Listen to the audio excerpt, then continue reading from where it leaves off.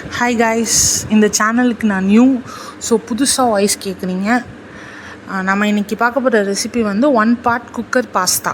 So இதுக்கான ingredients வந்து பச்சை மிளகா, கருவேப்பிலை, பூண்டு, தக்காளி, வெங்காயம் அண்ட் பாஸ்தா. ஃபர்ஸ்ட் ஒரு குக்கர் எடுத்து வச்சுக்கோங்க. அந்த குக்கரில் நம்ம இன்றைக்கி குக்கரில் தான் செய்ய போகிறோம். ஸோ குக்கரில் வந்து ஆயில் போட்டுக்கணும். ஆயில் கொஞ்சம் ஹீட் ஆனதுக்கப்புறம் கார்லிக் ஆட் பண்ணிக்கணும், பூண்டு. ஸோ பூண்டு கொஞ்சம் ப்ரௌனிஷாக வதங்கணும். அது வதங்கினதுக்கப்புறம் மற்றதெல்லாம் நம்ம போட்டுக்கலாம். ஸோ என்னென்ன போடணுன்னா, பச்சை மிளகா, அது கூடவே கொஞ்சம் ஃப்ரெஷ்ஷாக இருக்க கருவேப்பிலை. ஸோ இதை போட்டு கொஞ்சம் நல்லா ஃப்ரை பண்ணிக்கணும். ஃப்ரை பண்ணுவோம். பூண்டை வந்து மெயினில் வச்சு ஃப்ரை பண்ணிடாதீங்க, அடி பிடிச்சிரும். ஸோ சிம்மில் வச்சு ஃப்ரை பண்ணிக்கோங்க.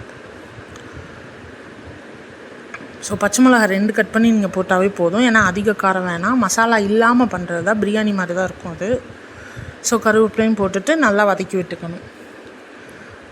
வதங்கினதுக்கப்புறம் மற்றதை நம்ம ஆட் பண்ணிப்போம். கொஞ்சம் வதங்கட்டும்.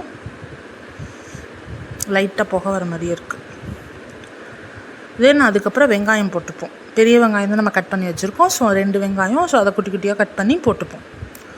அதுவும் நல்லா வதங்கட்டும். வெங்காயம் கொஞ்சம் வதங்கினதுக்கப்புறம் தக்காளி ஆட் பண்ணிப்போம். மீடியம் சைஸ் தக்காளி, அதாவது வெங்காயத்தை விட கொஞ்சம் தக்காளி 1 மடங்கு அதிகமாக இருக்கணும். தக்காளியும் போட்டுப்போம். தக்காளி கொஞ்சம் நல்லா வேகிறதுக்காக வதங்கணும். அதுக்காக நம்ம கல்லுப்பு போட்டுக்கலாம். கொஞ்சம், ஒரு கை அளவு காமிக்கிற மாதிரி போட்டுக்கோங்க. அது போட்டு நல்லா வதங்கட்டும். வதங்கினதுக்கப்புறம் நம்ம மசாலா ஐட்டம்ஸ் ஆட் பண்ணிக்கலாம். கொஞ்சோண்டு குழம்பு மிளகாத்தூள் ஒரு 1.5 ஸ்பூன். நீங்கள் குவான்டிட்டி செய்கிறதுக்கு ஏற்ற மாதிரி ஆட் பண்ணிக்கலாம். 1/2 டீஸ்பூன் சீரகம், மிளகு சீரகம். கொஞ்சம் புகையடிக்குது.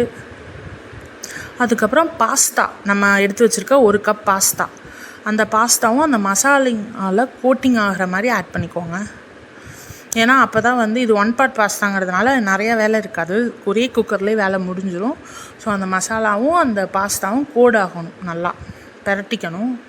பெரட்டினதுக்கப்புறம் 1 கப் இப்போ நீங்கள் பாஸ்தா எடுத்திங்கன்னா அதுக்கு 1.5 கப் தண்ணி ஊற்றணும். பத்தலைன்னா கூட நம்ம பின்னாடி இது பண்ணிக்கலாம், ஒன்றும் ப்ராப்ளம் இல்லை.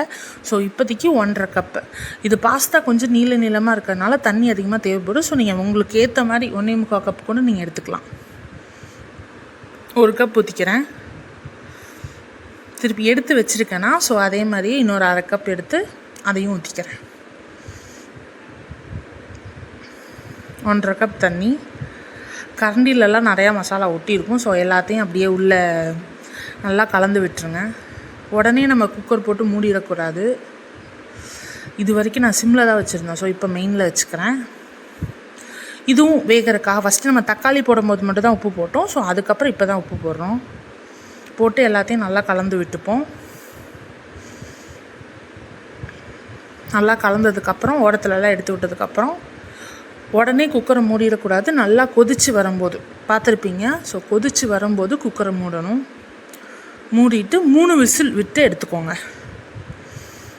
ஏன்னா நம்ம 1 part செய்கிறதுனால நல்லா வேகணும். ஸோ 3 விசில் விட்டு எடுத்துக்கோங்க. எடுத்ததுக்கப்புறம் இப்படி தான் இருக்கும். ஸோ உங்களுக்கு வேகாத மாதிரி தெரிஞ்சால் வேணால் ஒரு வேளை தண்ணி அதிகமாக இருந்தால் சிம்லேயே விட்டு நீங்கள் இன்னொரு தடவை கூட இது பண்ணிக்கலாம். வேகாத மாதிரி இருக்காது, வெந்துடும். ஏன்னா 3 விசில் நம்ம விடுறோம். ஸோ ஹெல்த்தியான வீட் பாஸ்தா ரெடி. ஸோ உங்கள் வீட்டில் இதே மாதிரியே ட்ரை பண்ணி பாருங்கள். இது நீங்கள் லஞ்சுக்கும் சாப்பிட்லாம், டின்னருக்கும் சாப்பிட்லாம். ஸோ ஏதாவது டவுட் இருந்தால் கமெண்ட் செக்ஷனில் கேட்கலாம். ஸோ மறக்காமல் வீடியோ பிடிச்சிருந்தா லைக், ஷேர், கமெண்ட் எதாக இருந்தாலும் பண்ணிடுங்க. உங்கள் வீட்டில் செஞ்சு பார்த்துட்டு எப்படி இருந்துச்சுன்னு கமெண்ட் செக்ஷனில் கமெண்ட் பண்ணுங்கள். Bye guys.